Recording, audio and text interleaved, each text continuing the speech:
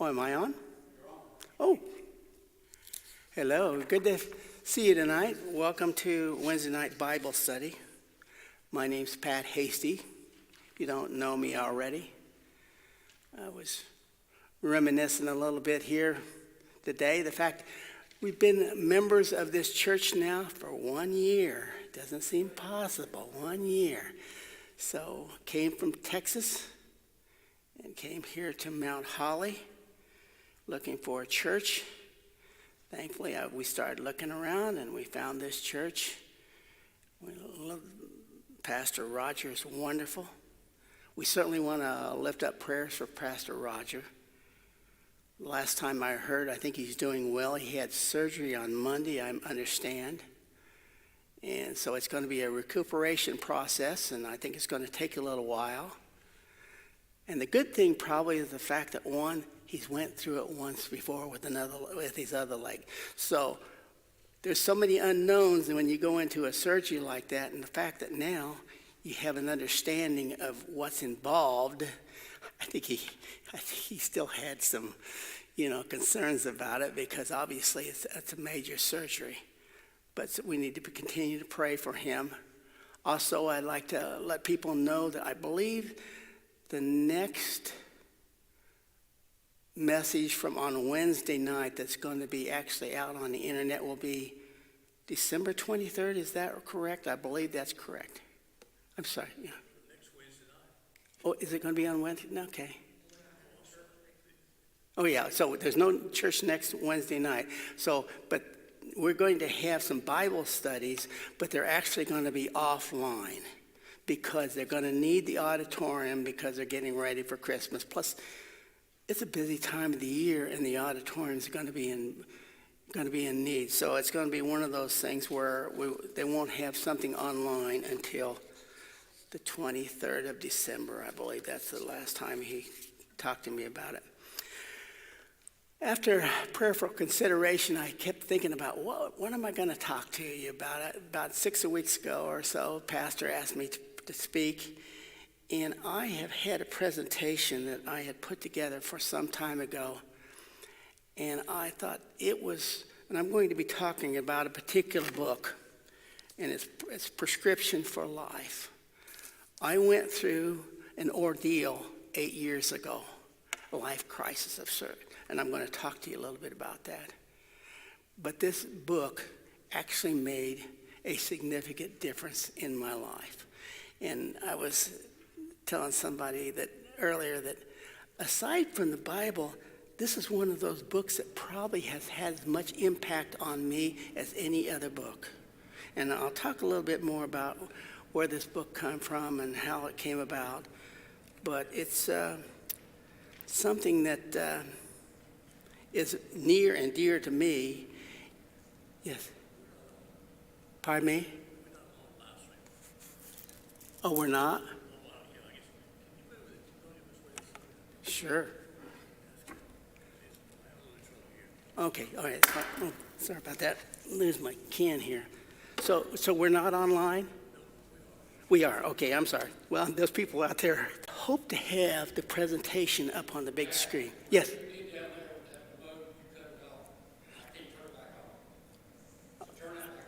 Oh, turn this back on? No, not that. The remote. Okay, all right. God, I don't know. Okay. All right. Maybe we are online here. Let's see. Okay, evidently we are online. So I apologize. I'd hoped to have this presentation up on the screen for the people online, but unfortunately, technical difficulties preclude us from having that happen. So I do have this, and a presentation I was able to hand it out to the folks here in the audience, and I do have this in a PDF electronic form. So if somebody wants that, they can contact the church, and I'm sure that we can give that to them. So, and that's true of you folks too, besides that. Okay, I'm sorry. Can you hear me now? Okay. So I'm sounding really loud from here, but obviously I'm not. So, okay. 8 years ago, I had a major health crisis and scare. I was living in the Dallas-Fort Worth area, and I was a quality manager for a large electronics and electrical distributor. And it was every Thursday night, I went to a Toastmaster meeting over in Fort Worth. It was at the Texas Wesleyan University, and I would basically work my regular work hours, about 5 o'clock or so. I would leave from there, and I did this for several years, in fact. And I'd always go to Jack in the Box. If you've never been, there's a Jack in the Box, I think, over in Gastonia.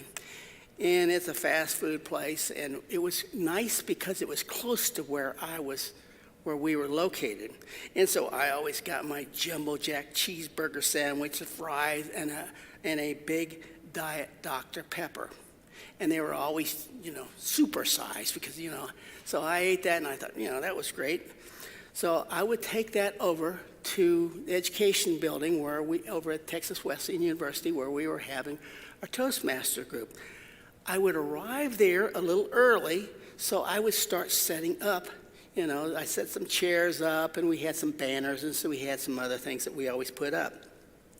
And one of the things that I remember as I was coming into the room, I thought, usually it was always cold in there.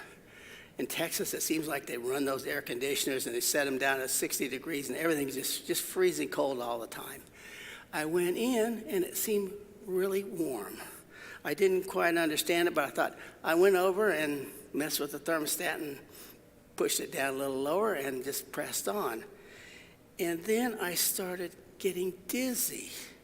I didn't quite understand what was going on. I started to sweat, and then my vision became distorted a little bit. And the worst part of it, my mind, I started getting fuzzy, things I was not thinking very properly, And so I thought, I'm obviously overdoing this here. I need to sit down and take a break because I'm just probably have some of my Dr. Pepper. That'll take care of me. So I sat down, and I had about 20 or 25 minutes before the Toastmaster group came in. So in that time being, my focus started getting a little bit better, and I was seeing a little better, and I had a little more better clarity of thought. And by the time they came, and then I explained to everybody, and there was a number of people in the group who were older people. They said, "Pat, that doesn't sound right." He said, "You probably should need to contact your doctor." And I even actually went on there to make sure I wasn't having a heart attack or something. It didn't seem to be anything like a heart attack, but I was concerned. So the next day, I obviously went home, and the next morning I called my doctor, and they said, "Stop by on your way to work, and we'll check you out. We'll give you an appointment." So I went by, and I should go into the doctor's office on regular appointment. The first thing they're going to do, they're going to put the blood pressure thing on you, and then they're going to check your weight and ask you how you're feeling and all. So I explained to her a little bit about the difficulties I'd had the night before. She checked my blood pressure, and she kind of looked at me and looked down there again, and she said, "Your blood pressure's really high." She said, "But it might be maybe it's the cuff or maybe something, because you have no record of anything like that. So let's let you sit for a few minutes." So I sit because I had to wait for the doctor anyway. She came back in about 15 minutes later, and she checked my blood pressure, and it was still high. She said, "It's 210. It should be 120 over 80. That's normal." So I said, that's interesting. So as the doctor came in, she looked at that, and she actually checked my blood pressure too, just to make sure. And she said, she called the emergency room and said, "I'm sending him over there," and explained my situation. So I went to the emergency room. I kind of felt kind of foolish a little bit because I felt pretty darn good. But I went in there and I sat down, and they basically put me in one of those rooms, and here they put the blood pressure cuff on me, and they said, "Your blood pressure is just, it's 210. I said, "That's not good." I said, "Well, I don't feel too bad right now." But then I explained all the problems I had the night before. They said, and plus I had some some uneasiness in my chest, and it just kind of felt my heart really raced. And I told them about that, and their eyes got big, and they said, "Okay, so we're going to send the doctor in." So the doctor came in and said, "We're going to give you something to get that blood pressure down." So they gave me some pills, and they said, "You're not leaving here until the blood pressure goes down." So then about, half hour, 45 minutes, you know how it is in the emergency room. You just sit there forever. And finally, another doctor came in, a cardiologist. He says, "Mr. Hasty, we are going to keep you here and do some tests on you. We're very concerned because when you had that, and particularly when you talked about your heart, we want to make sure that you don't have any problems with your heart." So I said, I guess that's something we need to do. So basically, I was in the hospital for the next 2 or 3 days in the cardiac ward. So they were checking my heart and checking my vessels and everything make sure that I didn't have any blockages. And they actually checked my brain. That was about the last thing they checked. And like I told my wife, I said they couldn't find anything, so they just sent me on home.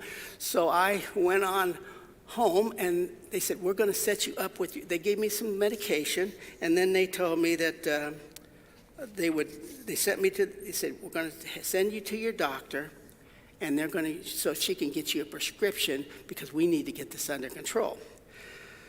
So when I went to the doctor, she said, "I need you to buy a blood pressure tester." And she said, "I want you to at least a couple times a day, and in the morning and at night. And if you have any episodes like you had before, I want you to take your blood pressure and write that all down." So I started writing it all down, and lo and behold, she gave me some medicine, but it was really strong. And then later that evening, I had another episode just like I had before. And it was one of those things where I was sitting there and I didn't know exactly where I was at. And she said, "There's a potential you're going to have a few of these until I get this thing figured out." So I basically took the medication, and I thought, okay, that's fine and dandy. But about every other day, every other night, I was having one of these episodes. She said, "This is not right. We're going to have to send you on. I'm going to send you to a cardiologist." So I went to a cardiologist, and he was an older gentleman, really a wise guy. He'd looked at all my records. By this time, I'd had about a month worth of all these blood pressure readings. And he looked at this and said, "We're going to take care of this." He said, "I'm sure," he said, "I can get this under control." And, I remember, and I'll never forget what he told me. He said, "Stay away from doctors whenever possible. Take the fewest number of drugs you can, and that too many doctors today are prescribing too many unnecessary drugs that you are better off if you don't take your drugs." He said, "If you need to go, go. But if you don't need to go, just stay away from them." I thought that was kind of interesting coming from a doctor, and he was a well-known cardiologist in the area. And as I was thinking about this, I had been praying, obviously, when I started having these situations, I was definitely praying about them. And I prayed also that the Lord would give me some wisdom and understanding. And I remember that one of the things that the Lord had laid on my heart was 1 Corinthians 6:19. "Do you not know that your body is a temple of the Holy Spirit who is within you, whom you have from God, and you are not your own?" I love the Message paraphrase. It states, "Didn't you realize that your body is a sacred place, the place of the Holy Spirit? Don't you see that you can't live however you please, squandering what God paid such a high price for?" I came to the realization that potentially I probably hadn't been as good a steward as I could have been. I wasn't doing the things that I probably would help my body as much as I could. But I started doing some internet studies. It's one of those things. I said, I wonder how many people actually get this high blood pressure. And I looked at the same numbers that I had accumulated before. This is from last week. High blood pressure. The CDC says that nearly half the adults in the United States have high blood pressure. 47%, or 116 million adults. Well, half the people. That means half of you people potentially have high blood pressure. That's something to think about, isn't it? And only 1 in 4 have their blood pressure under control.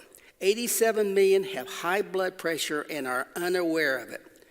In 2020, 670,000 deaths in the United States were for high blood pressure. Had no idea about this. Strokes. 795,000 people a year have strokes in the United States. Every 4 minutes, someone has a stroke. Strokes are caused by blockages in arteries and veins. Heart attacks. 690,000 people a year die of a heart attack. 1 person dies every 34 seconds. Those are kind of sobering, aren't they? And as I was thinking about that, one of the things that the doctors had talked to me about the cardiologist,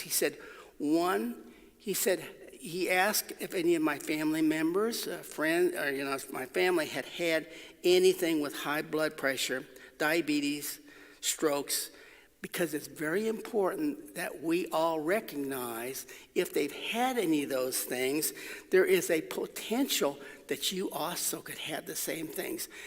As we get older, one of the things that we realize, genetics are very important. We get things passed down to us. Sometimes we just have to play the cards that we're dealt. And in this situation, but the better and the more that we know about our family backgrounds, the better off we are. And a couple days later, I was on my Facebook, and up popped Franklin Graham. Franklin Graham had a message, and he was talking about something, and on your front cover there, you're going to see Prescription for Life. This is a book, and he said, I know a friend who has just written a life-changing book. For some of you out there, this is going to be life-changing, and this is very, very important. Boy, did that speak to me at the time. I immediately went on Amazon and bought this thing. And as I was looking at the book, I was impressed that a number of people like Franklin Graham, Dr. James Dobson, Dr. David Jeremiah, and others endorsed this man. This man is Dr. Richard Furman. Dr. Furman is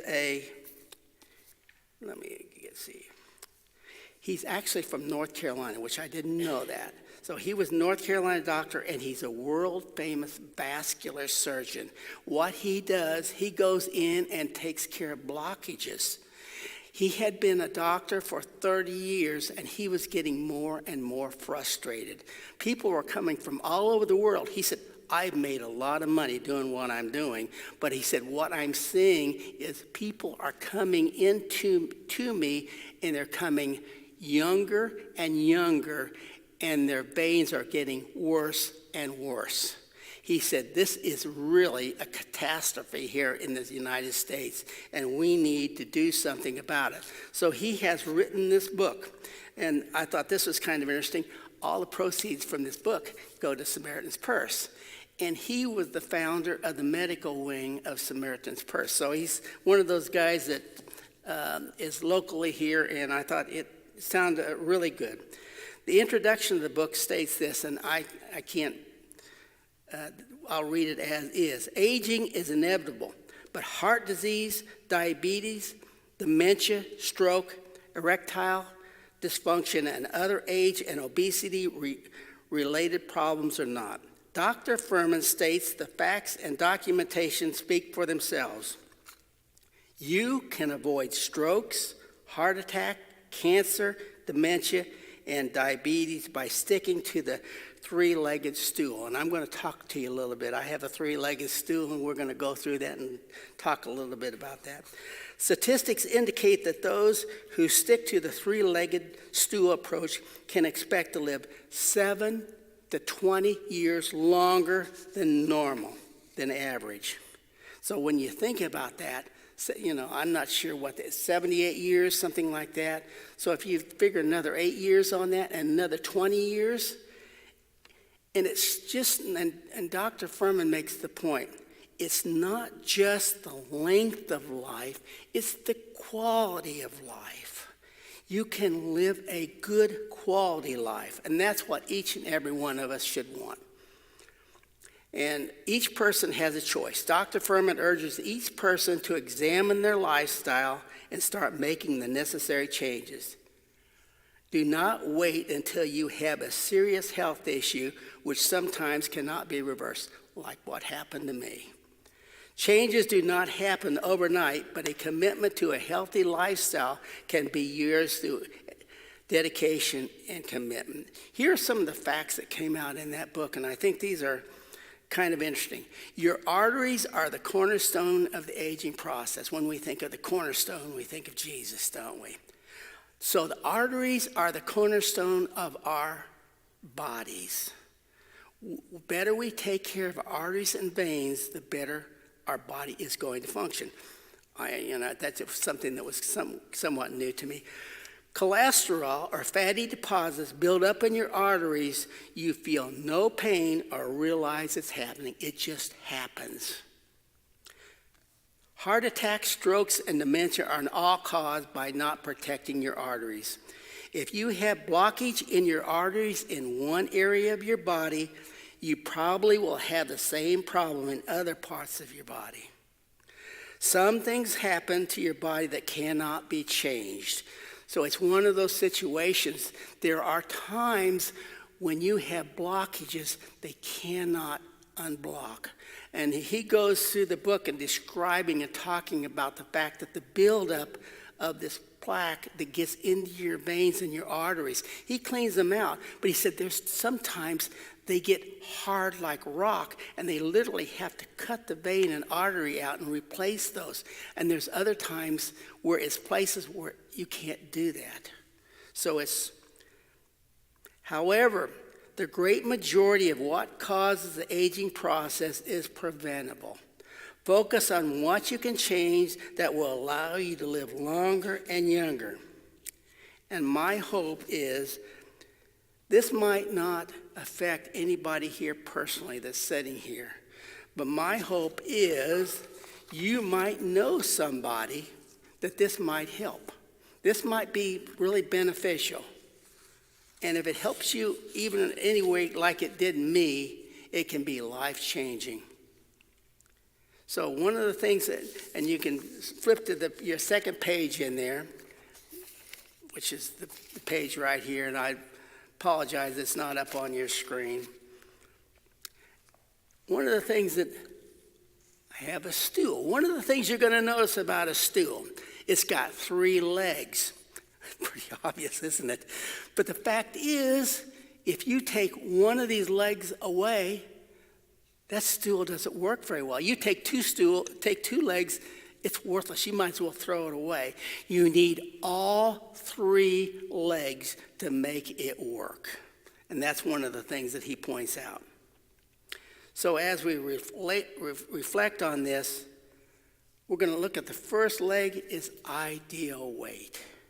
One of the things that he points out, and this is, and you can, if you turn to your next page, you're going to see a chart. It's a mass, a BMI, body mass index. And you've probably seen these at the doctor's office or you've seen them online. It's one of those things where the insurance companies basically have figured out, because they want to know how long you're going to live, and they're going to try to figure this out. And they can determine the ideal weight.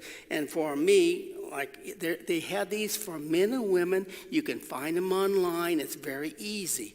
So basically, all you do is, since I'm 6 foot tall or a little shorter, I can run that over to the point where what my actual weight is. So I'm about 175 to 180. Well, I fall within the green range. The key that you want to fall within the green range. You want to do everything you can within your efforts to try to get to your ideal weight and stay there. It's very important. Dr. Furman points out the fact that there's a reason for that, because you're made in such a way that your joints, your backbone, everything you have, they're made for an ideal weight. If you get overweight, it really creates a problem. Waist measurements are particularly critical. Those people who have guts, per se, and you see them, that is basically fat. There's a lot of fat deposits, and that is very, the insurance company really, they ask you about your waist measurements. That's very important. I have a story of Ellen's girlfriend. She had went to the doctor, and she took her little boy. Her little boy was, I'm not sure how old he was. He was about 35 or 40 pounds. And so he had been talking to her about losing weight for some time. And she just didn't pay a whole lot of attention to him. So she said, "Today I'd like to have you do something for me. Please pick him up and hold him. While you're holding him, we're going to go through some of the things that we have for him." So he went through and he started talking to him about his weight and his height and all the different things about him. And so he's a heavy kid. He's about 35, 40 pounds. She's shuffling back and forth, moving him from arm to arm. And this went on for about 5 minutes. Finally, she said, "Are you getting tired?" She said, "Oh, yeah." So she said, "Put him down, but I want you to remember what it felt like when you had him in your arms. I'm asking you to lose 35 to 40 pounds. How much better does it feel after you drop that 35 to 40 pounds?" And she said, it was remarkable. That gives you kind of an emphasis on how important it is to get to the ideal weight. The second leg on the chair is exercise. If you go, it shows on there, 150 minutes of exercise a week. Well, for me, I said, how do you count? How are you going to count things like that? Well, you can kind of keep track of it. But at my work, about the particular time that I had this problem, they gave us some step meters. There's little step meters. You can buy these at Amazon. I think at Walmart and Dick's and some of the other sporting goods. But this one here is probably the best one I've ever found because it works really good, and you can put it in your pocket and it'll count steps regardless. Excuse me. It'll keep those steps. Well, one of the things you'll notice, I'm at 11,500. You can program this thing so it has the time. So it starts when you wake up, because I take mine off, I put it beside my bed, and I put it back in my pocket. Then at night, you can go on to your internet, and almost Red Cross, all these other people have 10,000 steps. 10,000 steps is what everybody wants you to do a day. So there are programs, and my particular program's out of Australia. So I go on there, and I go in there and push my button. It comes up, and I just put my number in. I've been doing this for like 8 years, and I have 54 million steps so far. And I averaged 13,000 steps. So that's very good. Some days I don't do as well as others. Some days I do better. The key is, and the nice thing, when you get 10,000 steps, this thing starts beeping. And it beeps kind of loud. So you know that you met your requirement. So it's kind of nice, and it forces me to do certain things. And I was at Walmart today, walking around and doing some other things. So that basically got me my 10,000 steps. But that's one of the things that you can use, and it's very helpful. And I've used that, and it's something that is really important. One of the things that Dr. Furman emphasized on the 3 legs, and one of the things was eating right is the next thing. You cannot do away. Exercise, and people don't like to exercise, but it's a vital ingredient. You can't just say, well, I'll just eat right and I'll do ideal weight. No, you really need to exercise. It's really important, because without the exercise regimen, it's like I said, that leg you're missing, and it's just not going to work as well. And the key is you don't have to do a lot of things too. recently retired and just went on Social Security. Well, they contacted me, and I have a thing for Planet Fitness. Well, there's Planet Fitness right down here in Belmont. And it's free, and it's part of my Medicare. I had no idea, but I went, because it's free, and I went down the other day, and they have all kinds of machines and things that are simple, some more complex. They have people that will help you. And the nice thing about it, we're getting into the winter months. It's more difficult to get those steps in, but they have treadmills and they have all kinds of things down there. They are available. What I'm trying to say there is, so if you don't have the necessary things that you think that you have to have, it's available, and it's relatively cheap too. If you don't have that in your if you don't have Medicare, then you might not. Or potentially, it might also be in your company's plan. My company back in Fort Worth, we actually had a program that they paid for too. So the next part is eating right. If you're like me, eating right was probably the area I probably had my biggest downfall in. And if you go back to the page where you have that's your page, the page number 2. One of the things you'll see on there, off-limit foods, and eat these foods. And before you have a heart attack or conniption when you see all these things on there, let me explain a little bit on this. The first thing that off-limit foods is cheese, ice cream, whole milk. The key to all that, there's cheese, there's low-fat cheese. Be careful about what you buy. And one of the things I'm going to talk about is this, we'll talk about it here in a second. Ice cream, limit your intake on ice cream. That's not to say you can't have some. Moderation and balance are the keys. Salad dressing, I said, okay, I love salad dressing. Well, I found out something, and I was in a restaurant, and the lady said, she said, do you want, we can put it on the side, and you can dip into it. That's the way that that way you still get a little bit without drowning. People drown the things, and there is so many, things that you shouldn't really get. Butter and margarine. Limit your intake on butter and margarine. Red meat, bacon, and sausage. The key to that is the size. They say eat one of those pieces the size of a playing card. You know how I was going to bring a playing card, but something to that degree. Moderation. You don't need a 24-ounce steak. You don't need, One of the problems that we have when you go to restaurants, they give you so much food.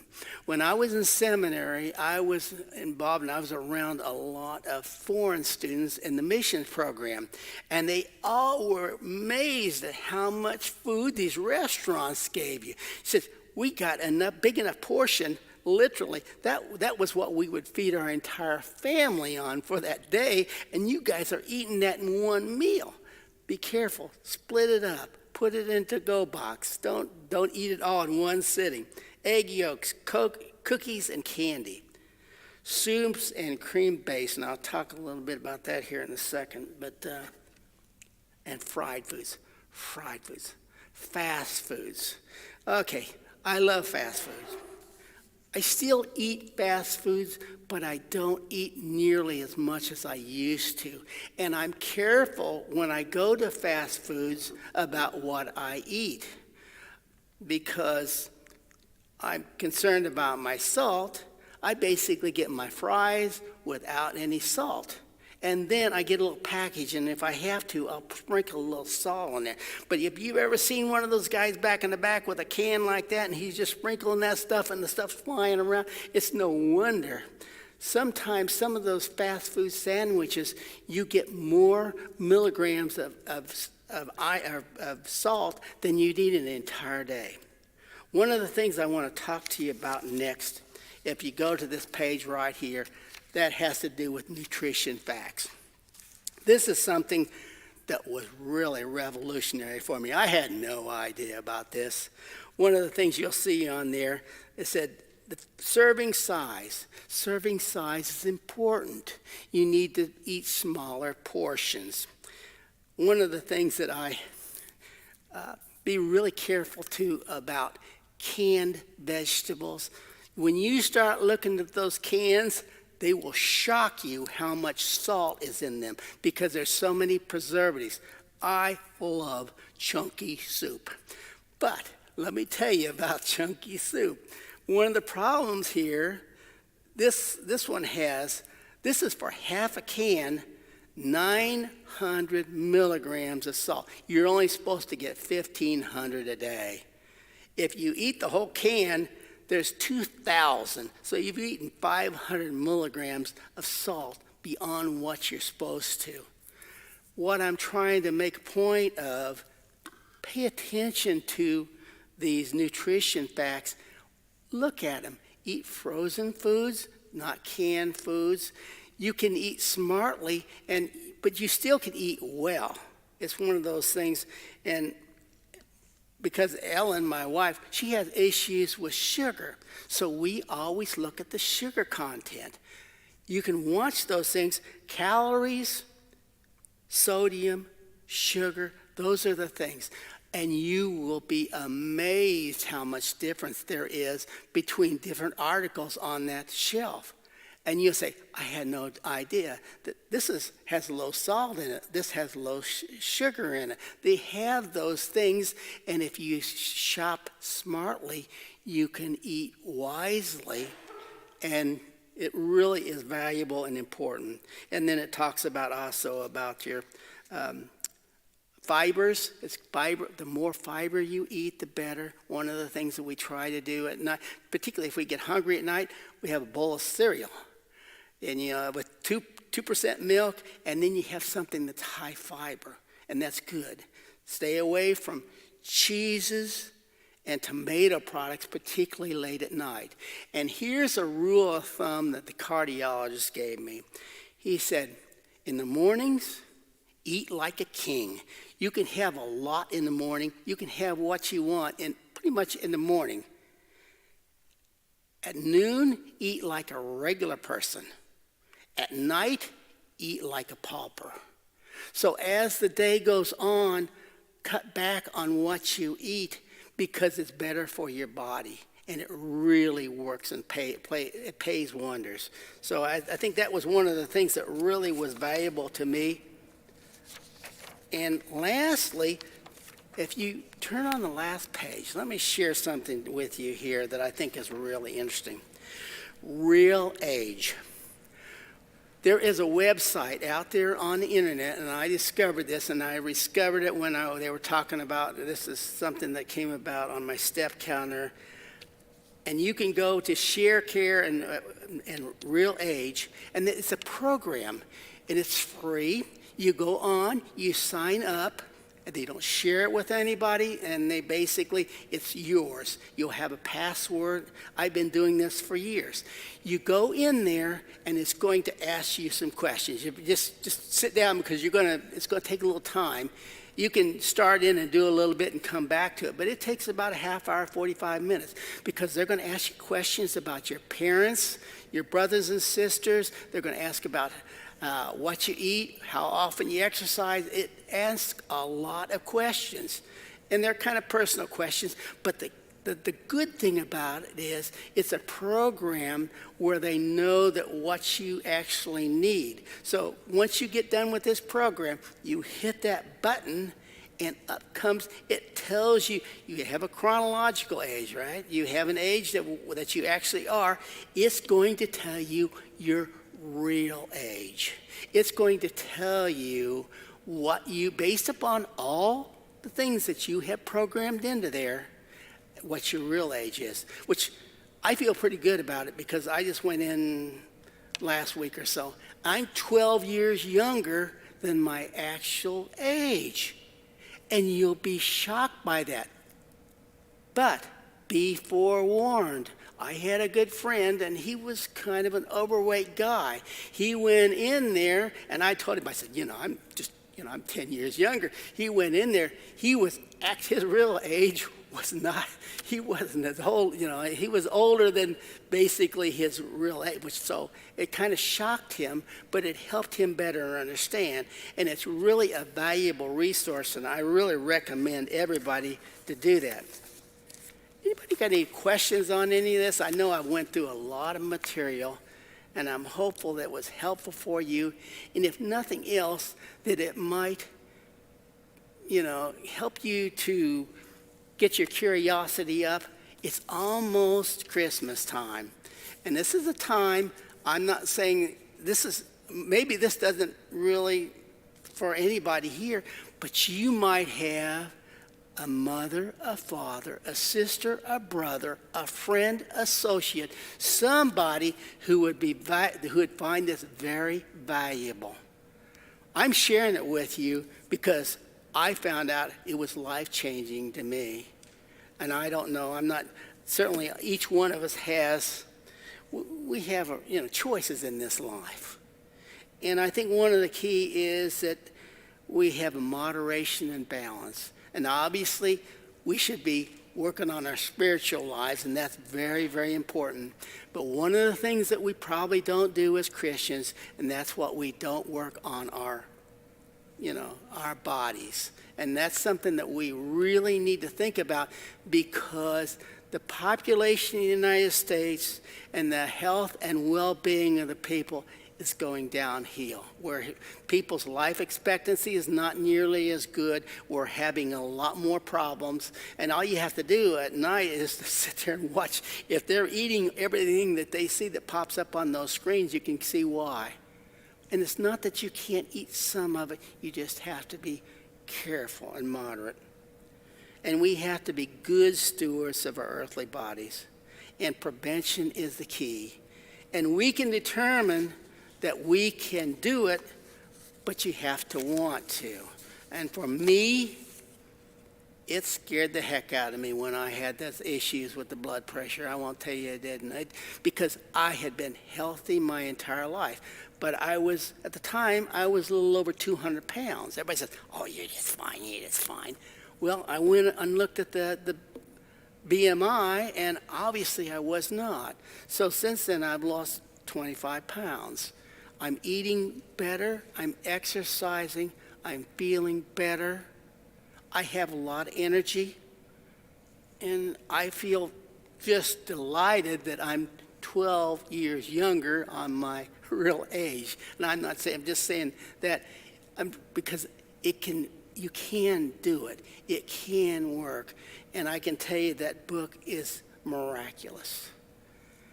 With that in mind, I guess I'm going to pray, and then we'll close this portion of our service. But if you'd like to have that PDF, we certainly have that available, and I'd like to give it to anybody that wants to. And I'm sure Dr. Furman would be more than glad, because this all comes from him, and some of the other stuff that I put together in the research. And if it helps any particular person, or helps us all, or if it just gives us a little bit better understanding that we need to be a little bit more careful with how our ideal weight, our exercise regimen, and our eating right. And quite truthfully, it's eating right. And here we got Thanksgiving coming, don't we?